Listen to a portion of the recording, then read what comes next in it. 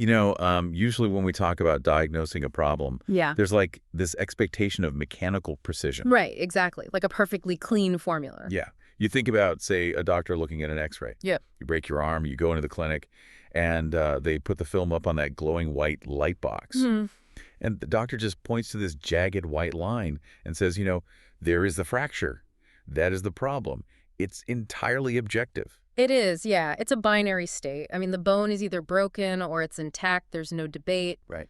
And there is a deep psychological comfort in that kind of clarity. As human beings, we're basically wired to prefer problems that are visible, Well, for sure. problems that can be neatly categorized, right? Wow. Isolated. We want a culprit we can physically point a finger at. Yeah, something tangible where we can say, like, if we fix this one specific issue, everything goes back to normal. Exactly. But, and this is the crazy part, when you step outside of a medical clinic and walk into a modern office building. Oh, yeah. Totally different ball game. Right.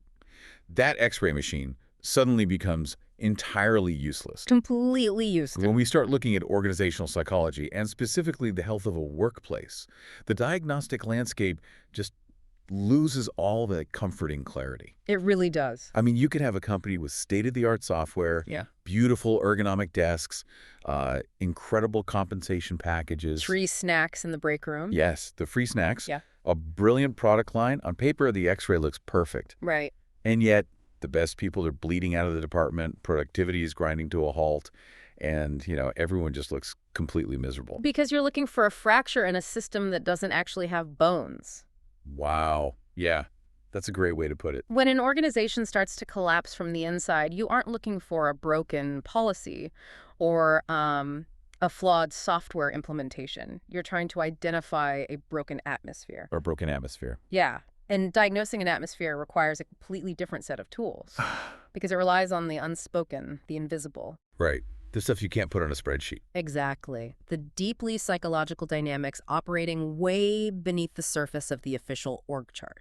And that concept of a broken atmosphere is exactly what we are exploring today on this deep dive. I'm really excited for this one. Me too.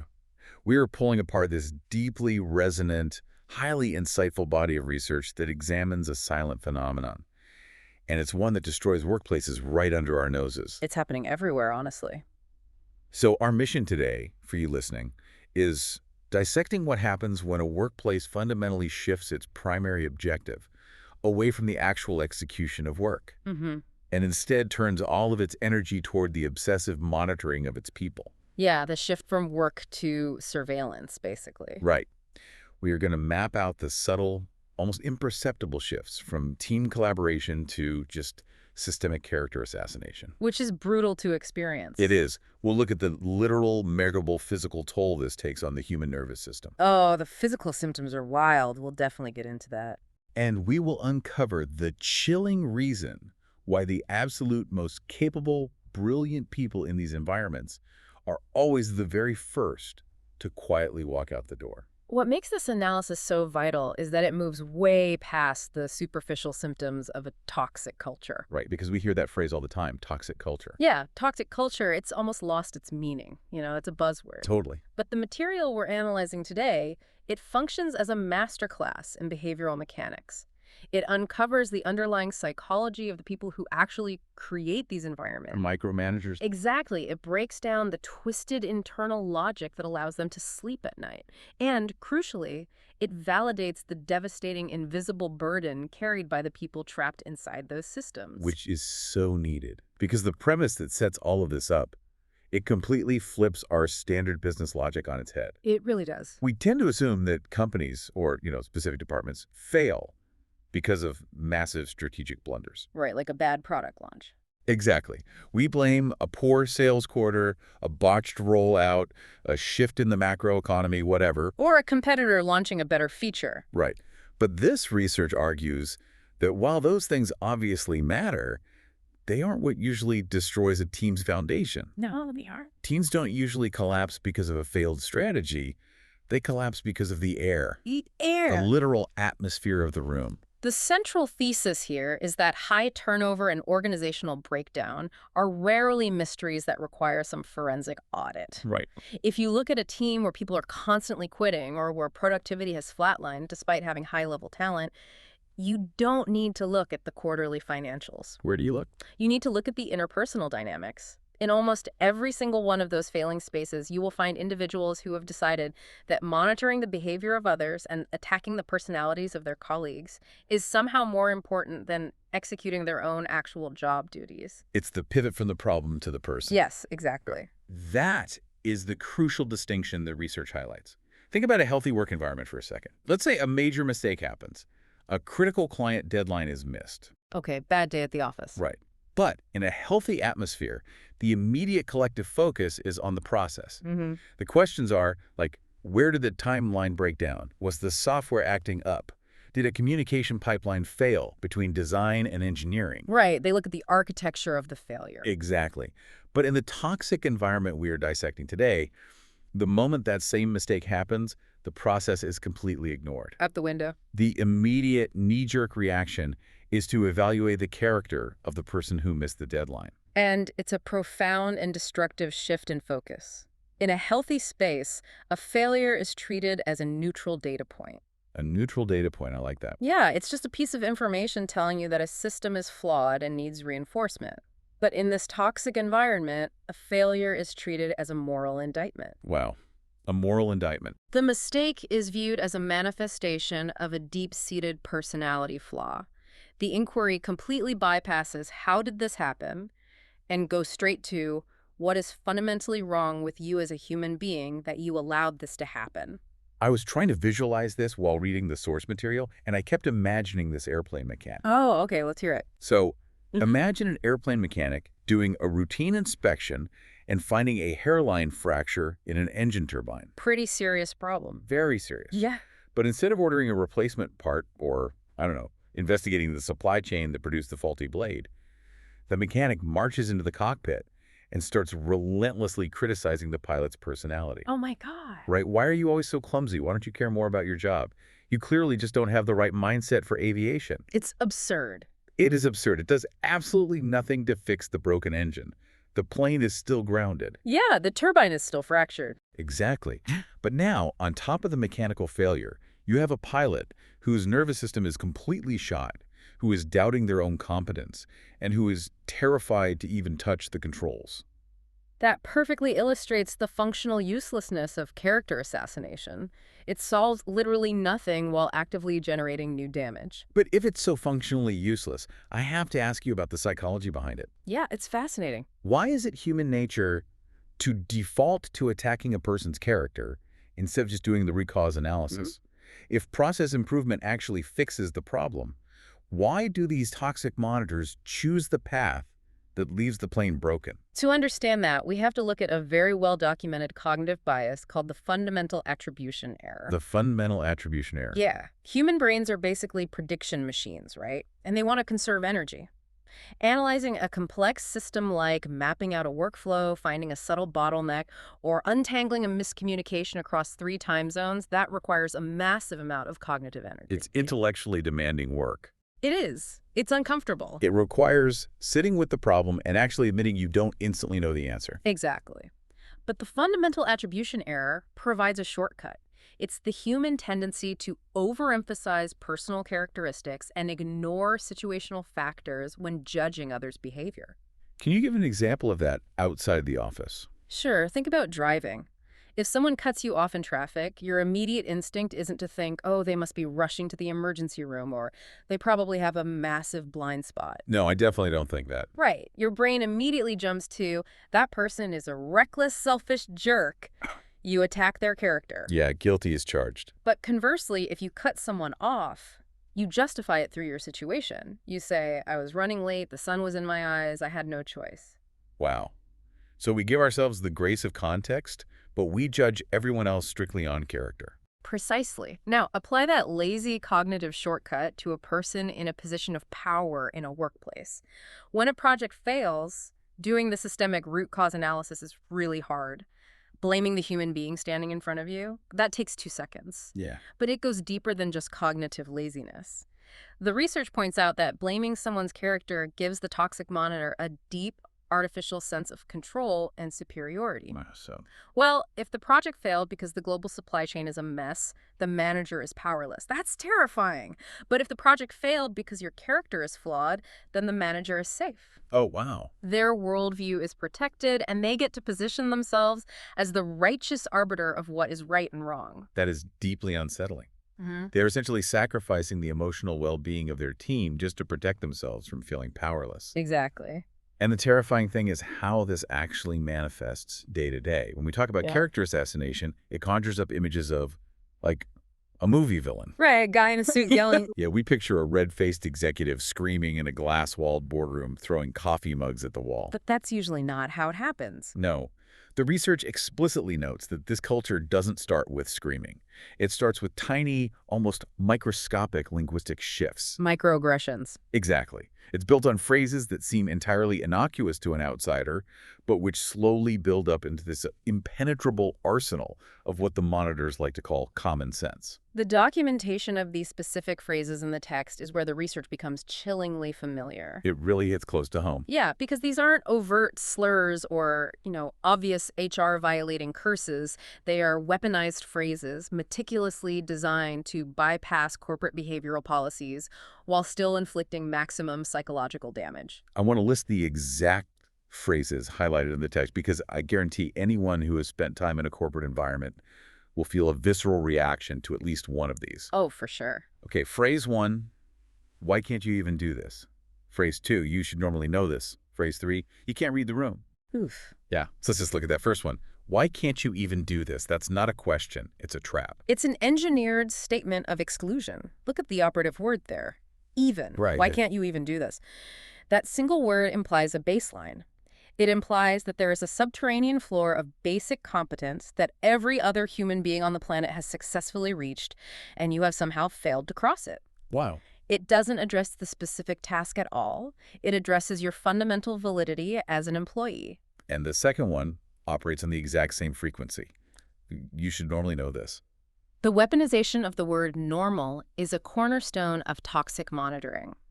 When someone in power imposes their personal standard of normal, they are engaging in a very old, very effective form of tribal suppression. Because normal isn't real, right? Exactly. Normal is not an objective metric. Normal is entirely subjective, defined by whoever happens to hold the most social or structural capital in the room. Because whose normal are we actually talking about? The manager who has been at the company for 15 years has a very different normal than the new hire who started 3 weeks ago. Yes. And when the manager says, you should normally know this, they are not trying to instruct you. They aren't offering missing information. What are they doing then? They are defining the boundaries of the tribe and explicitly stating that you are standing on the outside. It's a psychological tool meant to isolate the target. That's insidious. The subtext is basically, the rest of us in the in-group share a collective understanding of reality. You do not possess this understanding.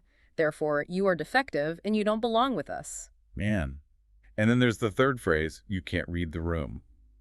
This one feels particularly brutal because it's an invisible metric. Very much so. Like if a manager says your sales are down 10%, you can look at a spreadsheet, verify the number, and formulate a plan to make 10 more cold calls a day. You can fight back with data. Right. There's a path forward. But if a manager says you can't read the room, how do you defend against that? It is a critique of an invisible social ether. You can't defend against it. And that is entirely the point. It is an unfalsifiable accusation. And what makes these phrases so destructive is the venues in which they are deployed. Right. It's not usually behind closed doors. No, the research heavily emphasizes that these attacks do not primarily happen in formal quarterly performance reviews where there's a documented paper trail and an HR representative present. They infiltrate the everyday, casual environments of the workplace? Yeah. They happen in the middle of a brainstorming meeting. They're dropped into a casual Slack thread. They happen at the after-work happy hour or the company dinner. The after-work events. That specific venue is highlighted in the text as a critical battleground. It is. Because the research notes this heartbreaking social dynamic that occurs in those informal settings. Let's say everyone is out for drinks, and the manager turns to an employee and casually drops one of these bombs. Oh, wow, you really just can't read the room, can you? What happens next? Initially, the rest of the team just laughs it off. Someone chuckles. Someone changes the subject. The group collectively absorbs the awkwardness and laughs to maintain the social lubrication. Yeah, they just want to keep the peace and avoid becoming the next target. Exactly. It's self-preservation. It's the bystander effect applied to corporate bullying. The nervous laughter of the group is an act of social preservation. But while the group moves on to the next topic of conversation, the person who received that comment does not move on. Never. The research is explicit on this point. The receiver never forgets. They internalize that moment forever. Because they know it wasn't actually a joke. It was a sniper shot, disguised as banter. Think about how insidious this is. It is a slow, methodical drip of condescension. It's psychological water torture. Yes, one drop on your forehead is nothing. You wipe it off. But thousands of drops, day after day, slowly erode your sanity. You're sitting in a Microsoft Teams channel. You ask a procedural question to clarify a deadline, and you get a public reply that just says, "You should normally know this," accompanied by a little smiling emoji. Ugh, the smiling emoji is the worst part. Right. You can't march down to HR and file a harassment claim over a smiling emoji and the word normally. On paper, the transcript looks totally benign. But you know. Yes, and the manager knows that the air in the room has fundamentally changed. And that transition, that realization that the invisible air has turned toxic, brings us to one of the most vital, nuanced, and frankly empathetic insights in this entire body of research. Yeah, this part really stood out to me. While every employee feels the exhaustion of that slow drip of condescension, there is a specific demographic that is uniquely and often devastatingly impacted by these subtle shifts in relational dynamics. This text specifically highlights the experience of neurodiverse individuals, or those possessing neurodivergent traits. And it draws a fascinating distinction about how the hostility is processed. The research observes that for many of these individuals, the literal semantic meaning of the words, like the actual text of the insult itself, is often far less damaging than the sudden, overwhelming realization that the fundamental relationship has changed. Yeah. It is the palpable shift in the atmosphere that causes the most distress. This requires a deep understanding of cognitive processing. For neurotypical individuals, navigating complex social spaces, reading body language, deciphering tone, understanding the unwritten hierarchy of a meeting is often handled by subconscious background processing. It just happens automatically. Exactly, it's automatic. But for many neurodivergent individuals, navigating that same social space requires active, conscious, manual processing. Right. They're dedicating significant cognitive resources to actively decoding the environment. So when the relationship shifts, when the manager decides they are now a target and the air turns toxic, their active internal radar picks up that hostility with deafening volume. The research literally maps out the internal monologue of a person experiencing this shift. It lists the exact thoughts that begin looping in their head the moment they walk into the office. Let's hear them. Thought 1, the air just turned against me. Thought 2, this person now sees me as an enemy. Thought 3, they are in denial mode before I even speak. Yeah, that last one is heavy. Let's pull on that. Denial mode before I even speak. That means the employee recognizes that the manager's confirmation bias is already locked in. It's game over before the meeting starts. Right. It doesn't matter if the employee brings the most brilliant revenue-generating idea to the table. The manager has already categorized the employee as defective, so the idea will be automatically rejected. Imagine the despair of walking into a 9 a.m. meeting and instantly having those 3 thoughts screaming in your head. The author describes this hypersensitivity as the ability to sense microtemperature differences in a social setting. Microtemperature differences. It's an incredibly evocative phrase. You walk through the door of the conference room, and before anyone even says good morning, you can physically feel that the social temperature has dropped 5 degrees. You just feel it. The hostility is radiating off the toxic monitor. Now pause and imagine the sheer, crushing exhaustion of living like that. You are perpetually monitoring the emotional climate of a room, taking continuous psychological weather reports just to calculate if it's safe enough for you to open your mouth and ask a simple question. I want to explore the duality of that trait because it feels like a massive paradox. How so? Well, this heightened sensitivity, this granular ability to read microtemperature differences in a room, isn't that actually a superpower in the right context? Oh, absolutely. But then, exactly as the research suggests, it becomes a fatal vulnerability in the wrong one. It is the ultimate double-edged sword. In a psychologically safe, healthy organization, an employee who can read the room at that granular level is arguably the most valuable person on the team. Yeah, they're the ones catching everything. They're the empathetic glue holding the department together. They're the person who senses that a junior colleague is overwhelmed and quietly offers help before a deadline is missed. Right. They're the person in the client pitch who notices the subtle hesitation in the client's body language, and pivots the presentation to address an unspoken concern. They are highly attuned instruments. They catch the things the spreadsheets Yeah, miss. exactly. But in a toxic environment, you take that exact same highly attuned instrument and you basically submerge it in acid. Oh, wow. That same sensitivity becomes a fatal vulnerability because they are now involuntarily absorbing all of the ambient hostility. They feel every eye roll, they decode the passive aggression in every email sign-off, they feel the weight of the unstated character assassination. They literally cannot turn the radar off. And when you are absorbing that much hostility, your brain simply cannot maintain business as usual. It forces a massive involuntary internal shift. A biological shift, really. Whew. Yeah. The research explains that the moment an employee realizes they are viewed as an enemy, their brain fundamentally alters its operating system. They undergo a forced transition from being an employee to being a survivor. This is rooted in foundational evolutionary biology.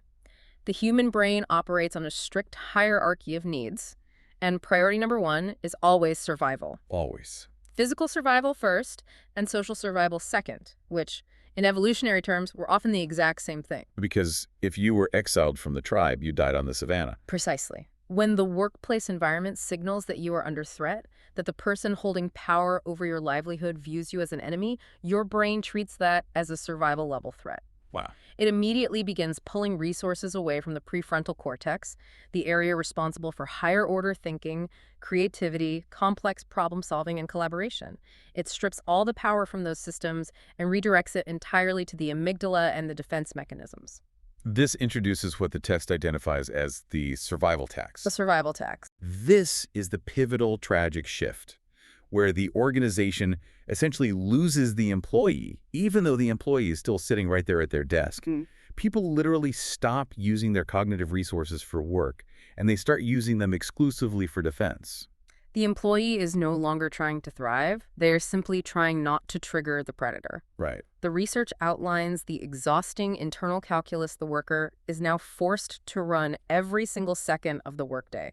They are no longer asking, how do we optimize this marketing campaign, or how can I streamline this code? They're just trying to survive the next interaction. Exactly. Their internal monologue is a constant loop of threat mitigation. How do I speak so I am not hated?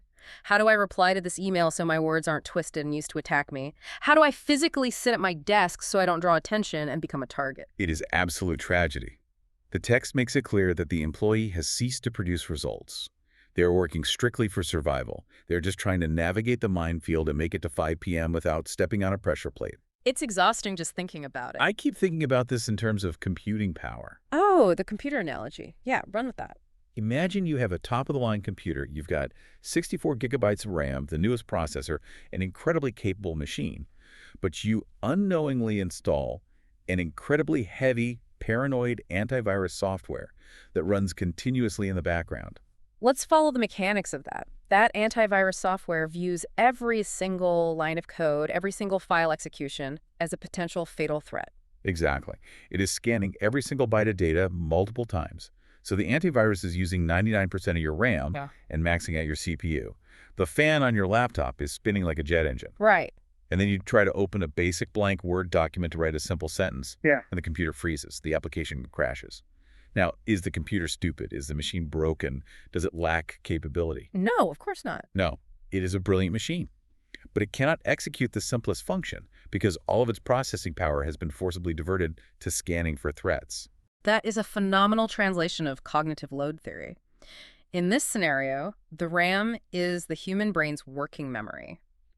We only have a finite amount of working memory available at any given moment. Right. When 99% of your cognitive load is dedicated to scanning the social environment for threats, interpreting the ambiguous tone of a Slack message, agonizing over whether to use a period or an exclamation point so you don't sound insubordinate, wondering if the heavy sigh from the manager's office was directed at you. Uh-huh. There is literally zero processing power left to do the actual job the company's paying you for. Zero. You cannot innovate when your fan is spinning at maximum speeds to keep you alive. And the research makes a definitive, uncompromising conclusion about this state of being. It states clearly that when this survival mode becomes chronic, it does not matter how high a person's capability is. Okay. It doesn't matter if they went to MIT. It doesn't matter if they have 20 years of industry experience. They will inevitably break. Inevitable. It is not a question of if. It is entirely a question of when. Even the most talented, resilient, brilliant person will eventually be crushed under the sheer weight of running that constant 99% antivirus scan. Because the human biological system is not designed to endure chronic, unremitting stress. Right, it's supposed to be temporary. Exactly. Our stress response system, the release of cortisol and adrenaline, is designed for acute, short-term emergencies. You encounter a predator, your heart rate spikes, you run, you survive, and then your nervous system resets to baseline. But in the office. In this toxic office environment, the predator isn't a lion on the savannah. The predator is sitting at the desk 10 feet away, constantly judging how fast you type. The threat never leaves. Wow. The nervous system never gets to reset.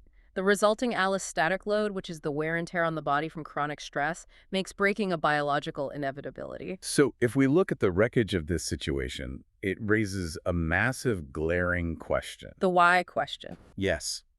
If this behavior is literally destroying the best talent, if it's causing highly capable people to psychologically break and stop producing work, why do the monitors keep doing it?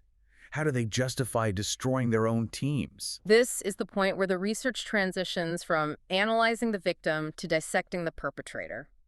It ventures into the deeply unsettling psychology of the micromanager. Okay, let's get into it. It introduces a concept we can think of as the dictator's mirror. The dictator's mirror, yes. The author points out the most twisted, counterintuitive part of this entire dynamic.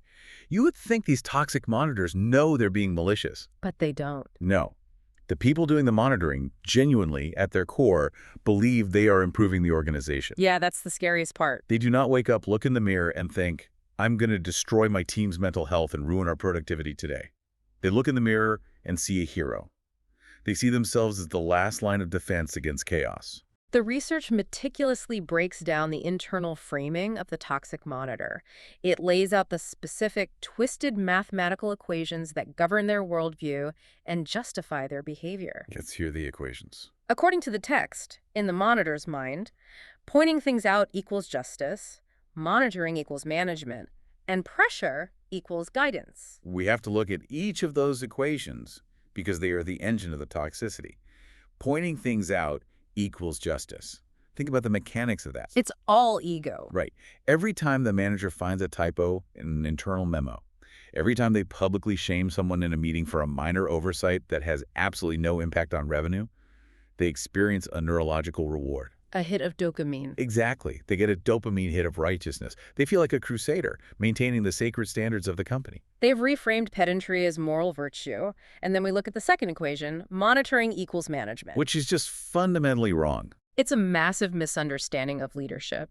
It's likely a hangover from industrial-era factory management where you could literally stand on a catwalk and watch people turn wrenches. Right. But applied to modern knowledge work, it fails spectacularly. They have completely conflated the physical act of observing an employee with the complex act of leading them. Right. They believe that if they are not breathing down your neck, tracking your mouse movements, or demanding hourly updates, they are guilty of dereliction of duty. And finally, the most damaging equation. Pressure equals guidance. Oh, this one is so common. They subscribe to the myth that diamonds are only forged in extreme pressure and heat. They believe that making you uncomfortable, keeping you off balance, and inducing anxiety is the only legitimate way to forge you into a sharper, better employee. They view psychological safety as a synonym for laziness. Yes, if you're not stressed, you aren't working hard. And because of this tightly sealed internal logic, the perpetrator feels completely unassailable. They are entirely blind to the destruction they're causing because their intentions in their own mind are pure. It's impenetrable. It never stops because, to the monitor, stopping would mean abandoning their duty. If you tell them to back off, they hear, "Stop caring about quality." You mentioned earlier how dangerous it is when toxicity is structurally endorsed. Yeah, it creates an inescapable doom loop. How does that loop work? Think about what happens. The monitor applies pressure. The employees enter survival mode, their cognitive RAM maxes out, and productivity inevitably drops. What does the monitor do? They don't blame themselves? Exactly. They don't Yeah. self-reflect. They look at the dropping productivity and say, "See? I knew they were slacking. The moment I look away, the metrics drop. I need to apply more pressure. I need to monitor them closer. I need to provide more guidance." Wow. They double down on the poison, genuinely believing it is the cure. Okay, I want to step into the role of a skeptic for a moment and push back on this because I can hear some managers listening to this and getting defensive. Go for it. Doesn't a business inherently require some level of monitoring? Yeah. We aren't running summer camps here. People have quarterly targets, clients demand perfection, multi-million-dollar products have to ship on time. Yes, of course. If an employee is consistently making errors, a manager has to intervene. So where is the actual tangible line between necessary accountability and this toxic justice the research is condemning? That is the most critical question a leader can ask, and the research provides a very clear functional answer. It defines the line by establishing what a truly strong organization actually looks like. Okay. The text explicitly states that a strong organization is not a utopian free-for-all where mistakes are ignored. Accountability exists. But a strong organization is not one where people are forced to shrink themselves to fit a manager's ego. And it is not a place where humans are expected to perform with robotic perfection. The definitive line between actual management and toxic monitoring is the presence of psychological safety. So what does that safety look like in practice, especially when a mistake happens? Because mistakes will happen. The research states that even if an employee is struggling, even if they are slightly clumsy with a new software, or they make a noticeable error on a report, there must be a foundational underlying atmosphere that communicates one non-negotiable truth. This person is not an enemy. This person is not an enemy. Yes. That is the absolute baseline requirement for management. It is. Let's look at the mechanics of real management versus toxic monitoring when an error occurs. Yeah. Real management addresses the process while fiercely supporting the person. Okay. It creates an environment where if an employee accidentally deletes a crucial database, their first instinct is to immediately run to their manager and say, "I messed up. We need to fix this right now." Right, they don't hide it. Exactly. They do that because they know they are safe. The Ah. mistake can be quarantined and resolved. Toxic monitoring, on the other hand, attacks the person. So they do hide it. Yes. So when that same employee deletes the database, their first instinct is terror. They try to hide the error. They try to cover their tracks, which allows the problem to metastasize and cause catastrophic damage to the company. Man, that's such a clear distinction. When the line is crossed from "let's fix this error together" to "you are fundamentally defective for making this error," the manager has failed. When safety is replaced by shrinking, the countdown timer for the organization begins ticking. Which leads us directly into the consequences of that countdown. What actually happens to the company when the air turns to poison? We arrive at the quiet exodus. Yes, the quiet exodus. The research issues this stark, undeniable warning that every executive should honestly have framed on their wall. In a strong monitoring culture, the most excellent people leave silently. I want to focus on that specific adverb, silently. The departure of top talent in these environments is rarely explosive. They don't stage a dramatic protest in the lobby. They don't flip a table. No, they don't write fiery 10-page manifesto emails copying the entire company on their way out. They just evaporate. Why is it always the excellent ones who go first? And why do they do it without a fight? It makes total sense when you break it down. The research explains the mechanics of this beautifully. Capable, excellent people possess high situational awareness. They look around, they assess the air, they observe the twisted equations the monitors are using, and they rapidly calculate the trajectory of the department. They read the room, ironically. Exactly. They realize very quickly, there is no future for me in this environment. They are smart enough to do the math. Yeah. They know that fighting a systemic cultural issue from the bottom up requires spending massive amounts of cognitive RAM that they just don't have to spare. They know HR is often structured to protect management liability, not to fix toxic air. So they don't fight an unwinnable battle. They quietly update their LinkedIn profiles, take a few dentist appointments to do interviews, and they exit stage left. What is fascinating here is the brutal economic reality of the talent market. The most excellent people, the innovators, the problem solvers, the high performers, they have options. Always. Their skills are liquid. They have the capability to go elsewhere and be welcomed. So when an environment shifts from a collaborative workspace to a survival arena, they simply choose not to pay the survival tax. Right. They take their RAM, their incredibly valuable processing power, to a competitor that actually wants to use it to build things. So who is left behind? If the excellent people quietly slip out the back door, who remains in the building? That's the scary part. The research paints a horrifying picture of the end state of a toxic monitoring culture. It explicitly states that only two types of people are left in the wreckage: those who've been battered into submission and are used to being monitored, and those who are doing the monitoring. The predators and the deeply traumatized survivors. And at that point, the text offers its most brilliant, devastating critique of the organization itself. It argues that the company fundamentally ceases to be a place where work is done. The actual work stops. Yes, the creation of value stops. Yeah. Instead, the entire corporate structure devolves into merely a space maintained to keep up the feeling of managing people. The space maintained to keep up the feeling of managing people. Yeah. That concept stops you in your tracks. It's bleak. I was trying to picture what that actually looks like, and it reminds me of a Hollywood backlot. Oh, I love that comparison. Right. Imagine walking down the street of a major studio set in Los Angeles. Yeah. From the street level, it looks like a bustling, impressive corporate headquarters. Yeah. It has the shiny glass doors, the imposing logo, the men and women in tailored suits walking briskly with briefcases. It looks totally real. It looks like the epicenter of global commerce. But if you walk through the doors and step behind the facade, you realize it's just cardboard props held up by wooden 2x4s. Yeah. There are no actual computers in the cases. No product is being manufactured. No actual innovation is occurring. The entire ecosystem is just actors hitting their marks. That is exactly what the hollowed-out organization becomes, an elaborate simulation of work. A simulation. The toxic monitors get to play their role. They stride around holding clipboards, pointing out trivial flaws in formatting, feeling the dopamine hit of justice and power. Right.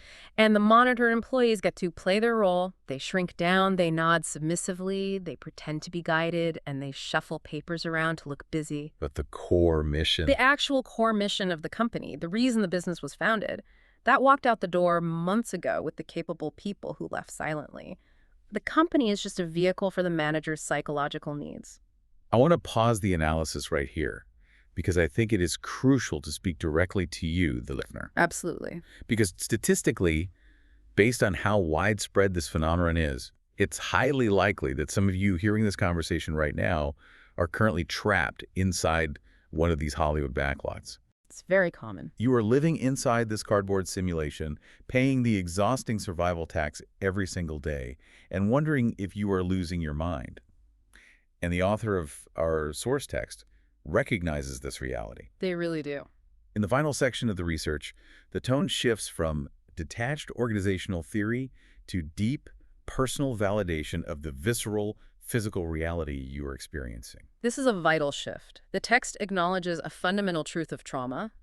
The body keeps the score. The body knows. Your physical nervous system knows the truth of your toxic environment long before your conscious, rational mind is willing to accept it.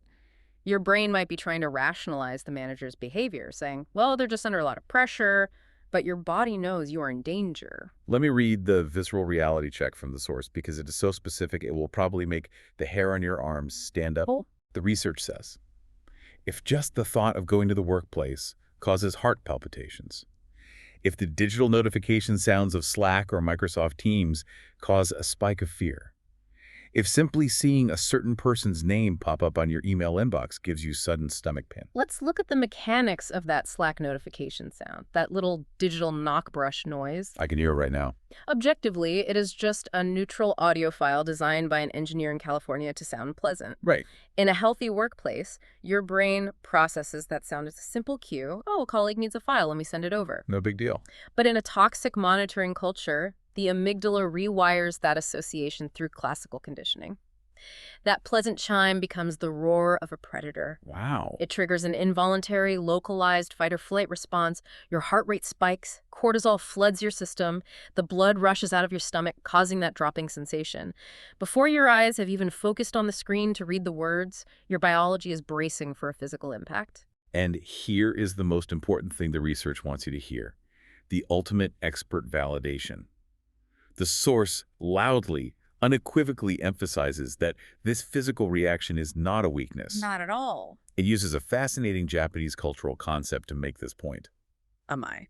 Amai is a complex psychological concept in Japan, roughly translating to the desire to be indulged or the expectation that others will coddle you or tolerate your inappropriate behavior. Okay. It's often used pejoratively by older generations to describe younger people as being overly sweet on themselves or acting spoiled. The Western equivalent would be calling someone a snowflake who just needs to toughen up. Exactly. And toxic monitors love to use that concept against their victims. You're too sensitive, you're indulging your anxiety, you just need thicker skin. Oh, it's classic gaslighting. But the research drops a hammer on that gaslighting. It declares absolutely that experiencing fear in these environments is not This is not you being weak. This is not you indulging yourself. Definitely not. The text states that this is a completely normal, healthy human reaction to a profoundly abnormal, hostile environment. We need to underline that with permanent marker. Yeah. If you are experiencing physiological symptoms of terror in a modern office job, a place where you are ostensibly just moving digital information around, your body is not malfunctioning. You're ready to work it. Your threat detection system is working perfectly. It is accurately picking up on the hostility in the air that we discussed at the very beginning. The research is granting you the permission to trust your own biology over the gaslighting of the toxic monitors. Trust your biology. Yes. The text repeats its core thesis one final time to ensure it bypasses any lingering self-doubt. People do not break because of a lack of ability. Nope. You do not break because you are not smart enough. You do not break because you lack the skills or because your resume is weak or because you can't handle hard work. So why do you break? You break, as the text states, because you continually feel that your very existence is hated. Think about the evolutionary weight of that phrase. It's heavy. To feel that your very existence is hated or rejected by the tribe you are forced to spend 8 to 10 hours a day with. It goes against millions of years of human programming. We are social primates. Yeah. Rejection from the group registers in the brain as a threat to survival. It is psychological starvation. And because of this profound reality, the author's final piece of advice is incredibly counterintuitive to everything corporate hustle culture has taught us. The final command is simple. Stop trying harder. Exactly. Stop trying. The solution, the text insists, is not to try harder to please the monitors. Do not stay until 9 p.m. trying to anticipate their impossible, ever-shifting demand. It won't work anyway. Do not draft an email 15 times trying to find the perfect tone that won't trigger their rage. Yeah. Because, as we have meticulously established, their monitoring has absolutely nothing to do with your actual performance. Nothing at all. It is driven entirely by their twisted internal equations of justice and control. You cannot outwork a character assassination. No, you can't. Trying harder just drains your RAM faster and accelerates your inevitable breakdown. The author's final call to action is a demand for a complete shift in perspective. Instead of turning the microscope inward and endlessly questioning your own abilities, you must turn the microscope outward and question the environment. Yes. The text asks you to pose a radical question. Is this environment actually normal? And to answer that, it reminds us of the baseline truth, the foundational architectural blueprint of what a job is actually supposed to be. Right. Let's go back to basics. A workplace is, fundamentally, a mechanism constructed to produce results. It is a place to build software, or heal patients, or sell products. It is not a place designed to monitor each other's personalities. It is not an arena built for character assassination. When you strip away the corporate jargon and look at the blueprint of work, it is simply a collaboration of humans toward a shared goal. That's all it is. When the goal of the organization shifts from producing value to the paranoid monitoring of the collaborators, the structure has already collapsed. The text empowers you to see the cardboard props of the Hollywood movie set for exactly what they are. Let's take a breath and synthesize the incredible journey we've been on today. We covered a lot. We started by throwing out the X-ray machine and looking at the invisible air of a workplace. We examined how a toxic shift in that atmosphere pivots the focus from solving systemic problems to attacking human character. Yeah, that pivot changes everything. We broke down the weaponization of common sense. Those tiny, poisonous phrases like, you should normally know this, that act as a slow drip of psychological water torture. We explored the tragic reality for neurodiverse individuals and anyone highly attuned to social microtemperatures who are forced by their own biology to divert all their cognitive processing power away from innovation and into a crushing survival tax. We look deeply into the dictator's mirror to understand the dangerous delusion of the micromanager who genuinely believes their suffocating pressure is righteous guidance. The equations. Yes, we mapped out the inevitable result of that delusion. The quiet, silent exodus of the best talent, leaving behind a hollow shell of an organization just playing pretend. The Hollywood backlot. And finally, we validated the visceral physical toll this takes on the human nervous system, emphasizing the vital necessity of trusting your biology and questioning a sick environment instead of blaming yourself. And as we wrap up, if we look forward and connect this behavioral analysis to the bigger picture of where work is heading in the next decade, I want to leave you with a final provocative thought. Let's hear it. Think about this hollowing out of the organization. If a workplace is perfectly designed for monitoring people, and it succeeds in driving away all the highly capable employees who actually know how to do the real work, what exactly are these micromanagers managing anymore? Nothing, really. Right. And in a rapidly approaching future where AI and advanced automation are increasingly taking over the actual monitoring of tasks, AI can track metrics flawlessly, it can do quality control in milliseconds, it can monitor keystrokes without needing a coffee break. Will these human monitors be the very first to realize that they too never actually had a real job? Oh, wow. If your entire identity is based on monitoring and a Python script can monitor faster and without the toxic ego, the movie set doesn't even need you as a pop manager anymore. The human element of leadership is removing blockers and supporting your team. If you aren't doing that, you're already obsolete. Wow. They might just monitor themselves right into extinction. Pretty much. That is a chilling and incredibly real prospect to leave us with. Thank you so much for joining us on this deep dive. Thanks for having me. As you go back to your day, or as you log onto your computer tomorrow morning, remember that X-ray machine we talked about at the very beginning. The atmosphere of your workplace might be murky. The fractures in your team might not show up on a neat black and white diagnostic scan. But your body knows. Yes, if your heart is racing when you hear that digital notification sound or your stomach drops when a certain name appears on your screen, trust your gut. The machine isn't broken, it's working perfectly, and it's telling you exactly what is wrong with the air. See you next time.